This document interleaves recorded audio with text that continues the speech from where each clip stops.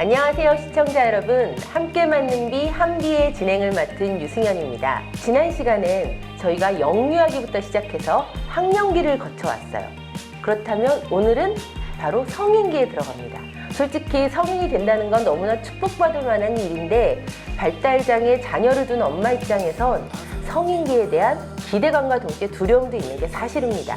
오늘은 그 성인기의 첫 번째 편으로요, 직업편을 한번 알아볼 텐데요. 성인기의 직업생활에 대해서 이야기 나눠주실 두 분을 이 자리에 모셨습니다. 반갑습니다. 안녕하세요.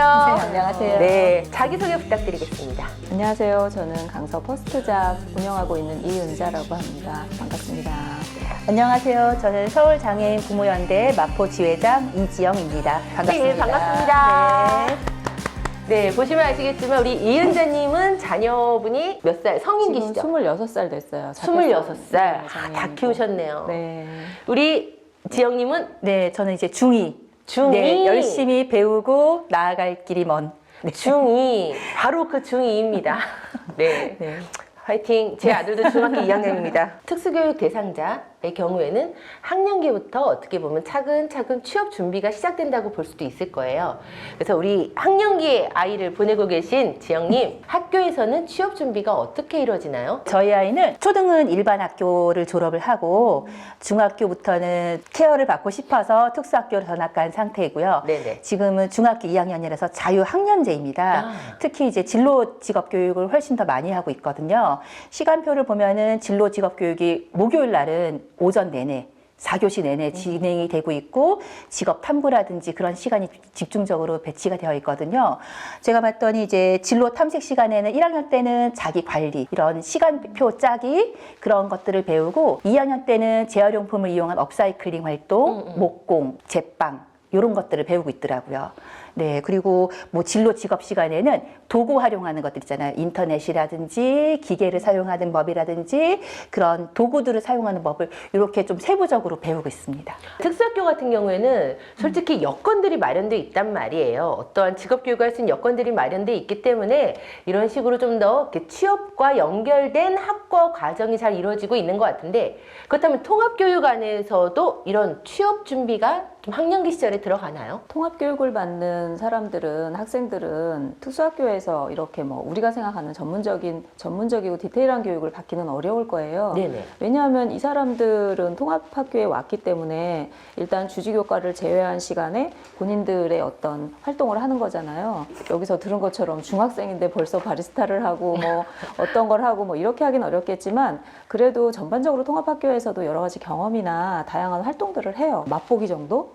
뭐 이렇게 맛보기. 네네, 그렇게 활동을 하고 있어요. 그래서 저는 이제 혹시 이 방송을 보시는 어머님들이 그러면 우리 아이는 전문적으로 빨리빨리 직업교육을 받아야 되니까 얼른 특수학교를 가야겠다, 이렇게 생각은 안 하시면 좋겠다는 생각이 좀 들어요.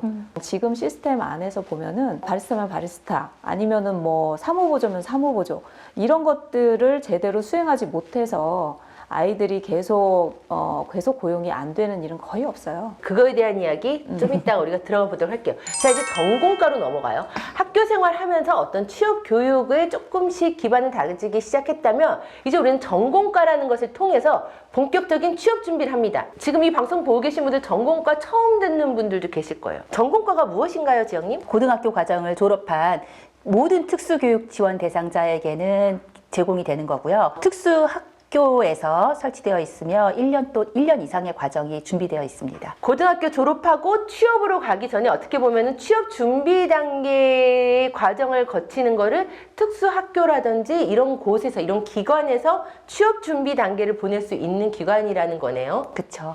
근데 1년 이상이라고 했는데 그러면 2년, 3년 되는 것도 있나요? 1년 그리고 2년으로 알고 있습니다. 전체 아들 전공과 보내고 싶어요.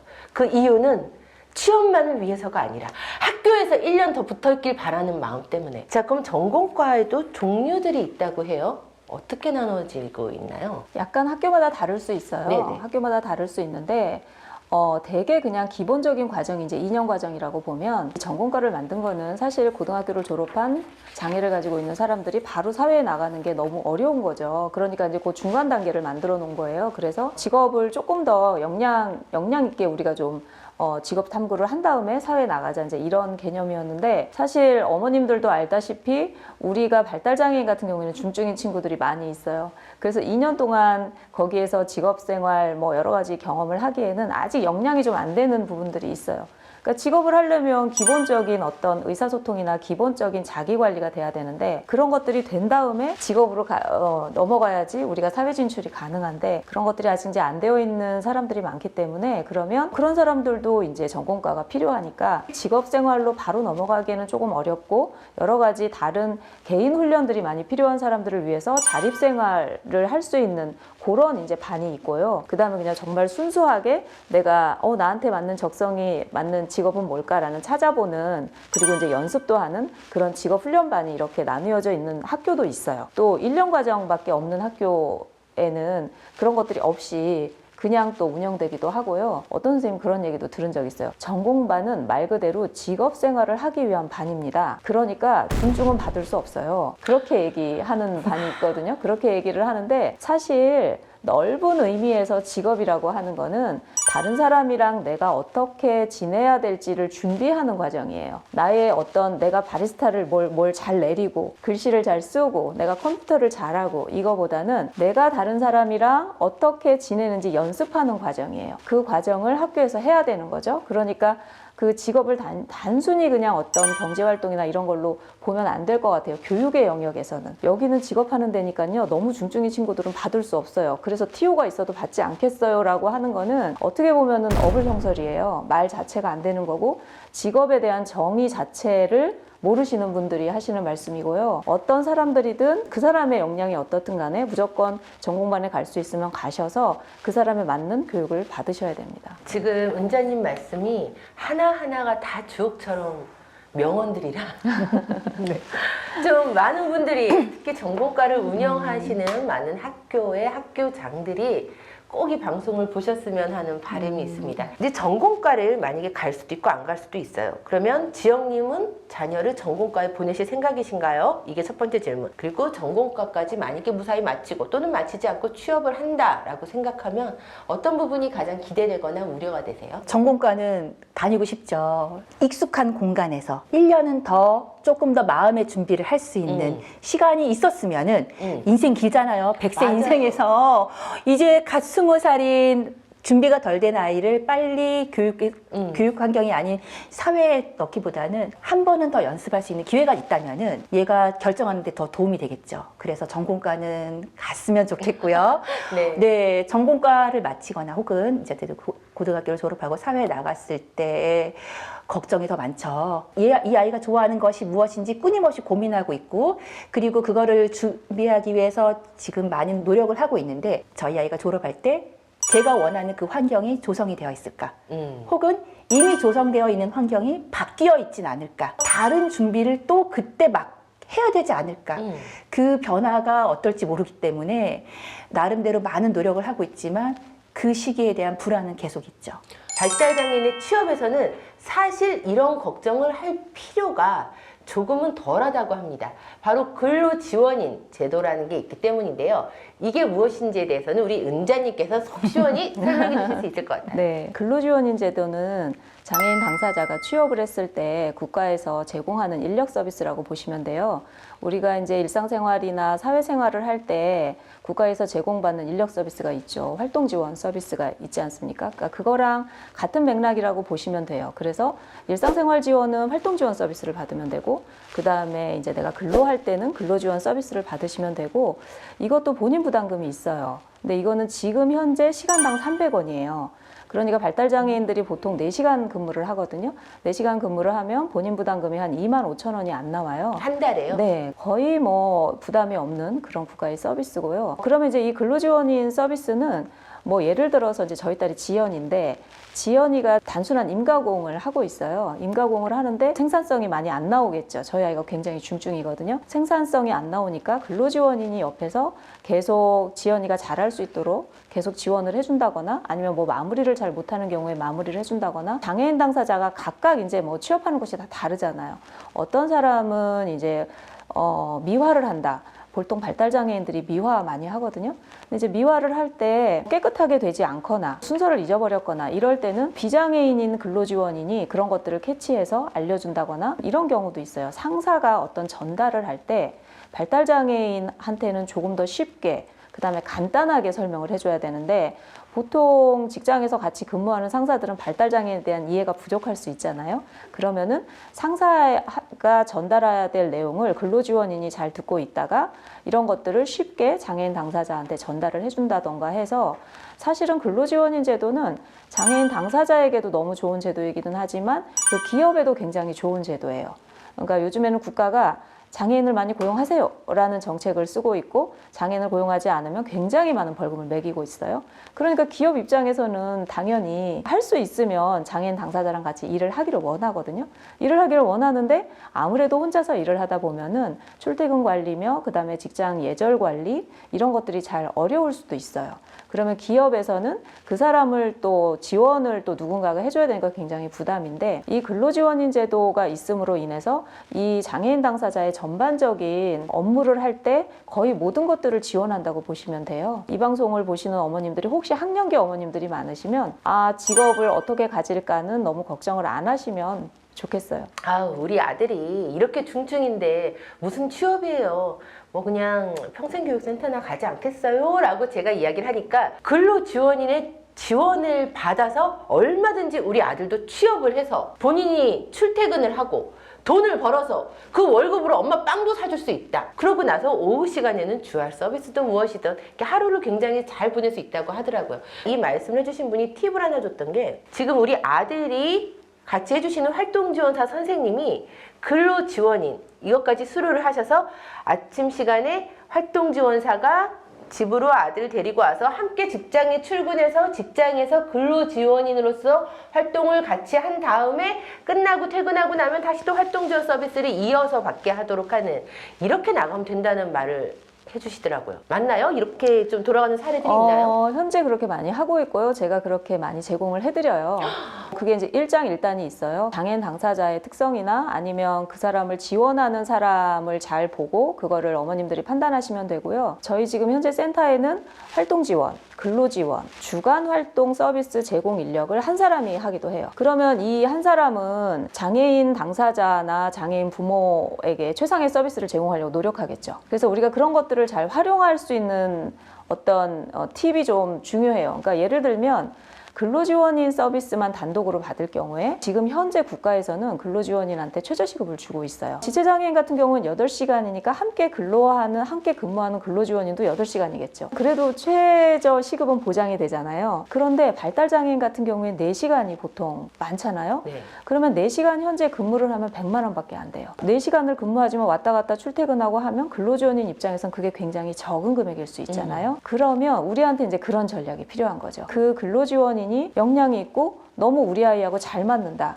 그러면 그 선생님을 같이 활동지원사로 채용해서 하던가 4시간 근무하고 그 다음에 4시간은 주말을 하면 된다 이렇게 했잖아요. 실제로 저희 딸이 그렇게 하고 있어요. 그러니까 안지연이 오전에 4시간은 주말을 하고 4시간은 근로지원을 해요. 그러면 안지연은 어떻게 하냐면 제가 주말 서비스를 제공하는 기간에 제가 데려다 줘요. 아침에. 그럼 거기서 주말을 받고 선생님이랑 같이 점심을 먹어요. 일하는 곳까지 와요. 거기까지가 주말 제공 시간이에요. 그러면 일하는 곳에 오면 그 다음부터 주말 서비스를 제공하는 그 선생님이 그 다음부터 근로지원인 서비스를 제공하는 거예요. 그러면 이제 8시간 동안 안지연을 케어하는 거죠. 이럴 경우에는 그러면 제공자도 굉장히 안정적인 수입을 얻을 수 있고 지연이 같은 경우에도 우리가 발달장애인 특히 자폐성 장애인은 우리를 지원하는 인력들이 바뀌는 거에 대해서 굉장히 부담감이 있잖아요. 네네. 본인 당사자들도 그러니까 안정적으로 근무할 수 있어요. 그러니까 그렇게 이제 3가지를 동시에 쓸 수도 있다, 2가지를 동시에 쓸 수도 있다. 그 다음에 그러면 우리는 뭘 볼 거냐? 그러면 나누는 게 좋은지, 우리 아이의 특성에 따라서 나누는 게 좋은지 아니면 이걸 묶는 게 좋은지를 잘 판단하시면 돼요. 그러니까 무조건 묶는 게 좋은 게 아니에요. 왜냐하면 내가 취미생활이나 주간활동은 취미 여가가 포커스가 되어 있잖아요. 지역사회를 이용하는 거. 그럼 이거를 이용할 때 잘할 수 있는 제공 인력이 있어요. 일을 할 때 이 사람한테 가장 좋은 서비스를 하는 사람이 있어요. 근데 그 두 가지를 다 하는 사람이면 좋겠죠. 그러면 같이 묶는 거고, 아, 떨어뜨리는 게 좋을 것 같아. 이분은 근로지원인은 맞는데 주간활동은 안 맞는 것 같아. 그럴 수 있어요. 그래서 그런 건 잘 판단하시면 되는데, 승현 씨 얘기처럼 우리는 두 가지 혹은 세 가지를 묶을 수 있기 때문에 그런 국가의 서비스를 적절하게 활용하면 안정적으로 장애인 당사자가 근무할 수 있고 그다음에 지역사회를 이용할 수 있게 매칭할 수 있다. 네, 이렇게 생각하시면 돼요. 와, 저는 지금 놀라고 있어요. 이렇게 성인기 삶에 대해서 유용한 정보들을 오늘 너무 말씀을 잘해주셔서 정말 많이 배워가고 있습니다. 지영님 어떠세요? 들으시면서 좀 궁금한 거. 근데 제가 알아본 어떤 사례로서는 근로지원인 예산이 한정적이어서 그 예산이 끝나면은 근로지원인을 배치할 수 없다라는 얘기를 들은 적이 있어요. 그게 맞나요? 네, 맞아요. 2020년까지는 정말 신청하면 뭐 바로바로 근로지원인 서비스 승인이 났어요. 그런데 이제 21년부터 발달장애인들이 급속하게 이제 직업의 영역으로 들어온 거예요. 왜냐하면 21년 잘 생각해 보시면 권리형 일자리, 권리중심형 일자리 이런 것들이 대폭 늘었어요. 전국적으로. 그러다 보니까 갑자기 발달장애인들이 이 직업 영역으로 들어오니까 그만큼 이제 근로지원인의 수요가 높아졌겠죠. 그래서 22년도에는 거의 이제 이게 최악이었어요. 기억났던 게 8월 달에 근로지원 승인을 신청했는데 결국 그 해에 나지 않았어요. 예산이 작년 기준으로 보면 작년 예산이 2,700억이에요. 근로지원인 예산이. 엄청 많은 거 아닌가요? 네. 이 근로지원인 예산은 어디서 나오냐면 우리가 기업에서 장애인을 고용하지 않을 때 벌금을 내거든요. 네. 그러니까 장애인을 고용하지 않는 기업은 벌금을 내고 장애인을 고용하는 기업에 이 벌금을 가지고 여러 가지 지원을 하는 거예요. 그 지원 중에 하나가 근로지원인 예산인 거예요. 네네. 근로지원인 예산은 어떻게 보면은 국가의 예산이라기보다는 기업에서 장애인을 고용하지 않아서 낸 벌금이에요. 문제는 이런 예산을 늘리려면 한계가 있는 거잖아요. 예를 들어서 근로지원인 예산이 한 4천억이 필요한데 이런 예산을 승인을 받으려면 기재부나 이런 거 예산을 통과해야 되는데 그런 것들이 어려우니까 어쨌든 작년 예산이 2,700억을 확보를 해서 2,700억 중에 50%가 넘게 발달장애인이 쓰고 있어요. 근로지원인 예산을. 한계가 있기는 있지만 이제 중요한 거는 우리가 그걸 불안해할 필요가 없는 것이요. 국가가 이제 알았잖아요. 그러니까 알았기 때문에 이건 늘어날 거예요. 그래서 이제 두 분 자녀분들이 이제 지금 중학생이잖아요. 그러니까 지금 학년기에 있는 분들은 국가가 이미 대비를 하고 있을 거예요. 그거를 국가가 뭐 손 놓고 있지 않는단 말이에요. 그러니까 우리가 근로지원인 예산이 없어서 우리 아이가 취업을 못 하겠네. 이 걱정은 안 하셔도 돼요. 우리가 예산 걱정은 국가가 하시고 우리는 어떻게 해서든지 우리 아이들이 직업생활을 할 수 있게 그런 아이로 잘 키우기만 하면 되는 거라 어쨌든 예산 걱정은 이제 그거는 국가가 하셔야죠. 자, 우리 지영님, 자녀 이름이 찬이죠? 네. 네. 찬이가 지금 이제 중학생인데 고등학생이 돼서 전공과까지 딱 졸업을 했어요. 졸업을 하고 근로지원인 제도까지 이제 신청을 해서 이제는 무슨 일을 하던 간에 이제는 이렇게 같이 하겠다라는 것까지 계획이 트셨어요. 그 다음에 취업은 어떻게 진행을 할 계획을 갖고 계세요? 5년 전, 10년 전에는 뭐 이런 걸 몰랐으니까 네.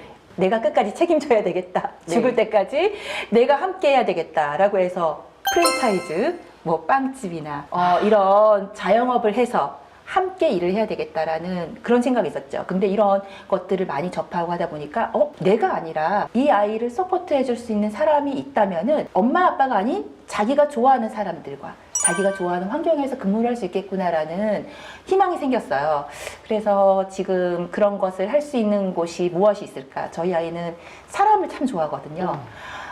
사람 만나는 걸 좋아하고 특히 이제 어르신들 만나면 인사하는 걸 너무 좋아해요. 저의 목표라면은 관공서에서 좋네요. 네, 좋죠. 깨끗한 환경에 네. 관공서에서 응대를 한다든지 이런 좋네요. 이제 안내문을 나눠준다든지 홍보한다든지 그런 것을 좋아하는 근로지원인가 하는 게 지금은 목표입니다. 이렇게 엄마들마다 우리 아이가 좋아하는 걸 찾아서 이런 쪽에 취업을 했으면 좋겠는데 어떻게 좀 취업 연결이 되나요? 한국 장애인 고용공단에 이제 등록을 하시면요. 거기에서 이제 뭐 거기 뭐 여러 가지 이제 할 거 아니에요. 이렇게 이제 어머니처럼 어떤 거 하고 싶어요? 이제 이렇게 하면 그런 비슷한 곳이 나왔을 때 이제 연계를 해주고요. 그래서 한국장애인고용공단도 있고, 그 다음에 이제 발달장애인 같은 경우에는 서울시에서 운영하는 서울 커리어 플러스 센터라고 있어요. 거기에 무조건 저는 등록을 해놓으시기라고 추천을 드리고요. 여기는 발달장애인만 취업 지원을 하는 곳이에요. 네. 그래서 여기에 등록을 하시면 좋겠고요. 그 다음에 서울시 장애인 통합 일자리 지원 센터도 있어요. 똑같이 서울시에서 운영하는 거지만 그러니까 서울시 장애인 일자리 통합 지원 센터라고 있는데, 여기는 전 장애 영역 대상이에요. 그래서 내가 발달장애인이다 그러면 굳이 서울시 일자리 통합 지원 센터까지 갈 필요는 없을 것 같아요. 그냥 제 생각에는 그냥 서울 커리어 플러스 센터에 등록하시고, 그 다음에 지역에 서울 커리어 플러스 센터랑 같은 프로세서로 운영되는 곳이 현재 서울에 3개가 있어요. 강서에 사시면 강서 퍼스트 잡 지원센터 제가 운영하는 곳, 강동에 사시면 강동 커리어 플러스 센터라고 있어요. 강북에 올해 개소를 했는데 강북 커리어 플러스 센터, 가까운 그 행정구역 안에 사시면 그쪽으로 가시면 되고, 요즘의 추세로 보면은 내가 일을 하고 싶다 그런 곳에 그냥 등록해놓고 연계하시면 취업 충분히 하실 수 있고요. 그리고 어머님들이 가까운 복지관이 있을 거예요. 장애인 복지관. 이런데 분명히 그 취업 지원하는 취업지원부, 뭐 취업 훈련반, 뭐 취업 대비반 이런 게 다 있어요. 그런데 의뢰를 하셔도 충분히 취업이 가능합니다. 성인기 돼서 그제서야 커리어 플러스 센터에 가서 하고 싶습니다라고 면담을 하는데, 교육받기로는 학령기 때 와서 이 아이가 좋아하는 거를 테스트도 하고 그런 것들 한다는데 맞나요? 현재 커리어 플러스 센터나 저희 센터 같은 경우에는 학령기에 있는 친구들이, 그러니까 말하자면 실습인 거잖아요. 실습처럼 직업 훈련을 그렇게 하고 있지는 않아요. 그렇게 하고 있지는 않은데 그렇게 할 수 있는 곳도 있어요. 장애인 고용공단에서 학령기 학생들을 대상으로 해서 그렇게 훈련도 해요. 장애인 고용공단이 그 직업 훈련하는 센터를 만들었어요. 근데 거기는 정말로 카페면 카페, 옷가게면 옷가게, 은행이면 은행 똑같이 세팅을 해놓고 거기서 똑같이 해보는 거예요. 그런데 장애인 고용공단에서 제공하는 직업훈련 센터는 역량이 되는 친구들, 우리가 그냥 그런 친구들이 주로 갈 수 있어요. 그래서 그런 문제는 있지만 어쨌든 그렇게 인프라는 굉장히 다양해요. 지방 같은 경우에는 사실 접근성이나 이런 게 문제가 있어가지고 서울처럼 인프라가 다양하지는 않아요. 그래서 만약에 지방에 계시는 분인데 지금 취업 준비를 하고 싶다 그러면 한국장애인고용공단에 다 그 지방의 지사들이 다 있어요. 그런 곳에 일단 등록을 하시고요. 그 다음에 아까 말씀드린 장애인 복지관 이런 곳에 등록하셔도 되고, 그리고 지방에 찾아보시면 장애인 가족지원센터라고 있을 거예요. 장애인 가족지원센터가 서울 같은 경우엔 그렇지 않은데 지방은 워낙에 인프라가 적기 때문에 가족지원센터에 가서 문의를 하셔도 직업상담을 해드리거나 연계를 할 수 있어요. 그러니까 장애인 가족지원센터에 문의하셔도 됩니다. 발달장애인들이 취업을 좀 많이 하는 분야가 있기는 있죠. 요즘에 보면은 우리는 전부 다 바리스타 천국, 제과 제빵 천국인 것 같은데 어떤가요? 지금도 많이 하시죠. 그런데 이제 실제로 직업 현장에서는요, 바리스타의 수요가 감당이 안 돼요. 그러니까 바리스타를 할 수 있는 사람을 찾기가 어려워요. 혹시 자녀분이 바리스타에 관심이 많거나 이러시면 그거는 하시는 게 좋아요. 잠깐만요. 일자리가 많아요? 네, 일자리 많습니다. 일자리가 많다는 얘기는 처음 들어요. 저는 오히려 너무나 바리스타만 많이 해가지고 취업할 곳이 없다고 생각했어요. 아니에요. 바리스타는 일자리가 많아요. 그런데 중요한 게 있죠. 바리스타도 일자리가 많고요. 제과제빵이나 이런 것들도 일자리 많이 있습니다. 일자리 많이 있는데 바리스타를 할 줄 안다고 해서 취업할 수 있는 게 아니에요. 지금 방송 보시는 어머님들도 아마 그러실 거고, 내가 좋아하는 일, 내가 잘하는 일을 직업으로 갖고 있으면 너무 좋겠지만 대부분의 사람은 내 능력에 맞는 일을 하는 거예요.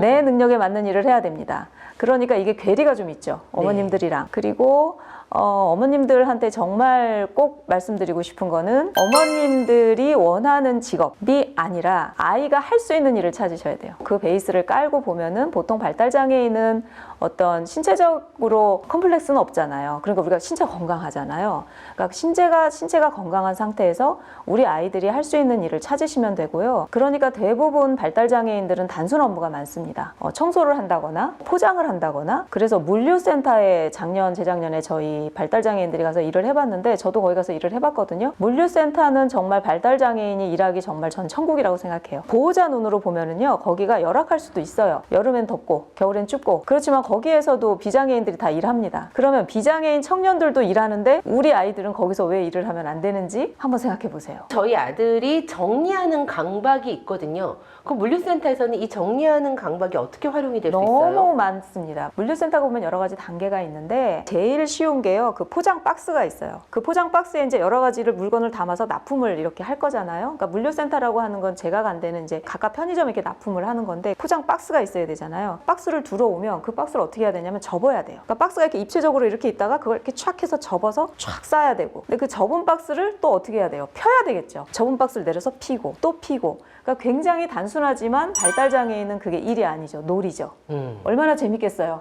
매일매일 해서.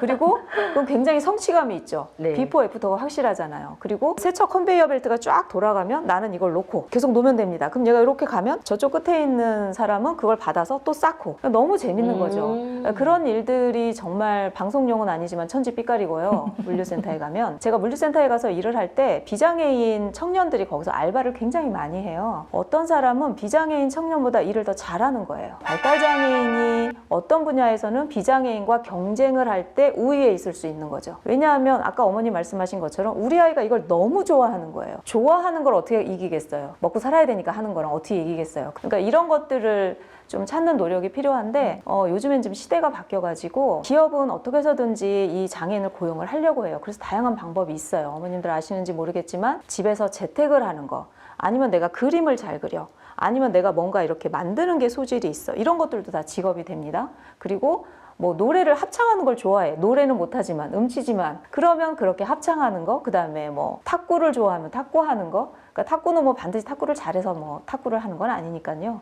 직업을 할 수 있는 어떤 영역이나 이런 것들은 굉장히 넓어지고 있고요. 그리고 굉장히 지금 많이 개발되고 있어요. 그래서 우리 아이가 어떤 걸 할 수 있을까는 너무 많이 고민 안 하셔도 돼요. 우리 아이가 직업 생활을 할 만한 정도의 사람으로 자라나는 거, 그거만 신경 쓰시면 됩니다. 저는 오늘 얘기를 들으면서 제 안에서의 갖고 있던 많은 편견이 깨지는 경험을 했습니다.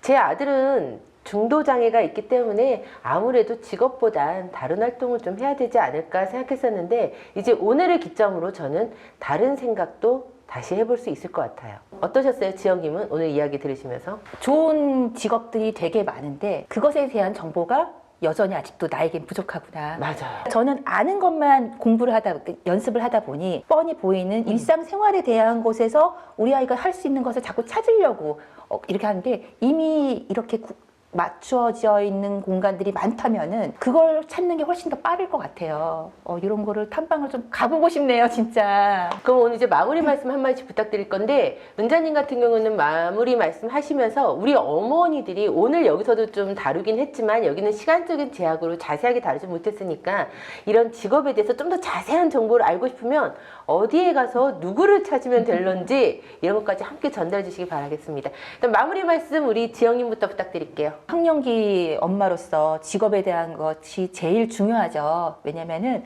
금전적인 것을 떠나서 나를 의미 있는 사람으로 만드는 게 바로 직업이라 생각하거든요. 그래서 저희 아이가 의미 있는 사람이 돼서 할 수 있는 것들을 찾을 수 있도록 조금 더 많이 공부하고 알아보고 좋은 사람들을 좀 찾아봐야 되겠다. 오늘 그런 시간이었습니다. 학령기 어머님들이 잊어버리지 말아야 될 거는 우리가 학교에서 공부하는 거, 그 다음에 직업생활을 하는 거, 그거에 대한 목표를 명확하게 아셔야 돼요. 사회통합이거든요. 우리가 사회통합을 하려고 하는 우리의 이유는 이 사람들이 자립해서 살아야 되니까, 그러려면 사회통합을 해야 되니까잖아요. 그래서 항상 우리 아이가 고립되어 있지 않은가, 우리 아이가 정말 통합을 하고 있는가를 잘 보셔야 돼요. 학령기 때든 그 다음에 이제 학령기 졸업하고 나서든요. 그러면 자, 이제 직업을 할 때는 어떤 걸 보셔야 되냐면, 아까 우리 얘기했죠. 활동지원 서비스, 일상생활 가능하잖아요. 인력 서비스. 그 다음에 근로지원 서비스, 직업생활에서 가능합니다. 그 다음에 낮에 내가 직업을 못해. 그럼 주간활동 서비스로 8시간 해서 정말 의미 있는 낮 활동이 가능합니다. 그 다음에 이제 여기에다가 뭘 붙일 거냐면 주거를 붙일 거예요. 주거 코치도 인력 서비스가 이제 지금은 그게 원활하지 않지만 곧 있으면 주거 서비스가 아마 원활하게 될 겁니다. 그럼 우린 모든 게 다 될 것 같죠? 그럼 우리 그냥 맘 놓고 죽을 수 있을 것 같지 않아요? 그쵸? 모든 게 다 되기만 되니까. 하면. 네. 자, 근데 이게 다 됐다고 한번 생각해 보세요. 그럼 네. 다 될까? 그런데 이 국가가요, 아무리 어떤 좋은 서비스나 복지 서비스나 우리가 받을 수 있는 인력 서비스든 바우처든 그런 것들이 많지만 이런 것들을 받아서 내가 이용하지 못하는 사람이면 이게 무용지물이에요. 그렇죠. 근데 어머님들이 이런 서비스가 다 있으니까 이거 받으면 되겠지, 못 받아요. 활동 지원 서비스 잘 못 받으시죠? 그 왜 그럴까요? 이 사람이 활동 지원 서비스를 받기 어려운 거예요. 주간 활동 서비스, 근로지원인 서비스 마찬가지입니다. 직업생활에서 근로지원인 서비스를 완전하게 제공하지만 내가 근로지원인 서비스를 받았음에도 우리 아이들이 실질적으로 잘리는 경우 굉장히 많아요. 일 때 일을 못해서 잘리지 않아요. 태도, 그다음에 에티켓 이런 것 때문에 잘립니다. 그러니까 바리스타 자격증 따는 것도 굉장히 중요하고요. 그다음에 뭐 컴퓨터 무슨 뭔 자격증 따는 것도 중요하고 그걸 따지 말라는 게 아니라 내가 근로지원인 서비스를 받던 활동지원 서비스를 받던 어떤 서비스를 받던 그 사람과 나와 함께하는 나의 조력자나 지원자들이 나랑 같이 하고 싶어 해야 되는데 그러면 우리 아이는 중증이니까 나랑 아무도 안 하려고 하겠네? 그렇지 않습니다. 저도 많은 발달장애인들을 지원하고 있고 저랑 같은 동료들, 사회복지사들을 지원하고 있는데 우리가 얘기하는 같이 하고 싶은 발달장애인, 같이 하고 싶지 않은 발달장애인의 기준은 중증 경증이 아니에요. 이거를 어떻게 말씀을 드려야 될지 모르겠지만 어떤 발달장애인 같은 경우엔 모든 걸 지원을 해줘야 돼요. 뭐 밥 먹는 거, 아니면 화장실 가서 뭐 개인 그 용변 처리하는 것까지 내가 다 도와줘야 돼요. 그런데 기꺼이 이 사람이랑 같이 하고 싶어요. 그런데 어떤 발달장애인은 말도 잘하고요. 뭐 굉장히 역량 좋아요. 그래서 내가 조금만 지원해도 될 것 같아요. 그런데 모든 사람들이 이 사람이랑 같이 하고 싶어 하지 않아요. 그래서 그 차이를 잘 생각하셔야 됩니다, 어머님들. 그래서 우리 아이가 역량이 되는 사람은 뭐 다 교육하시는 거 이런 것들 다 좋고요. 다 좋은데 그걸 놓치시면 안 돼요. 우리 아이를 기준으로 했을 때 이 아이가 중증인지 경증인지가 중요하지 않고 이 아이가 국어를 하는지 영어를 하는지 보다는 뭐가 더 중요하냐면 이 아이하고 사람들이 같이 하려고 하느냐 안 하느냐 그게 제일 중요하고요. 그리고 직업생활에서도 그건 마찬가지입니다. 그래서 그런 포인트를 잘 생각하셔서 아이를 양육하시고 그런 것들에 대해서 내가 학령기를 졸업했다 그런 걱정 안 하셔도 됩니다. 직업 돈을 벌고 싶어요. 돈 버시면 되고요. 내가 4시간 말고 8시간 일하고 싶어요. 그런 건 많이 있습니다. 그리고 앞으로 더 많이 늘어날 거예요. 그러니까 우리 아이가 졸업을 해서 직업생활을 할 수 있을까? 그거 걱정하지 마세요. 그거를 걱정할 것이 아니라 우리 아이가 직업생활을 하던 아니면 직업생활 하지 않고 지역사회에 참여해서 통합해서 살아가던 제일 중요한 거는 우리 아이와 같이 하려고 하는 사람들이 많이 있는가? 사람들이 우리 아이를 좋아하는가? 사람들이 기꺼이 우리 아이를 도와주려고 하는가? 이런 것들을 생각해서 아이를 양육하시면 좋을 것 같습니다. 학교에서 학령기에서의 교육, 그리고 영유아기에서의 치료, 그리고 성인기에서의 사회 참여, 이 모든 게 사실 어떻게 보면 저는 발달장애인 당사자의 성장을 위해서 뒷받침되는 것들인데 그 모든 것들의 목표는 궁극적으로 당사자가 발달장애가 있기 때문에 타인과 잘 어우러져 살아갈 능력이 있는가, 이 부분에 대한 고려를 끊임없이 하면서 살아야 된다고 생각을 하고 있는데 마침 그런 방향성을 갖고 이야기를 딱 해주신 은자님을 만나서 아주 행복하고 유익한 시간이었습니다. 성인기 편의 첫 시작으로 저희가 직업편을 알아봤어요.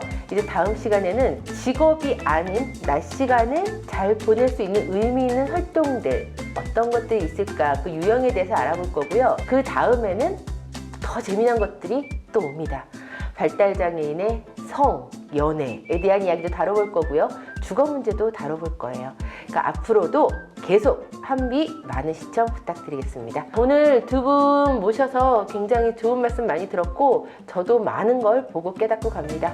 오늘 두 분 출연해주셔서 감사했습니다. 감사합니다. 네.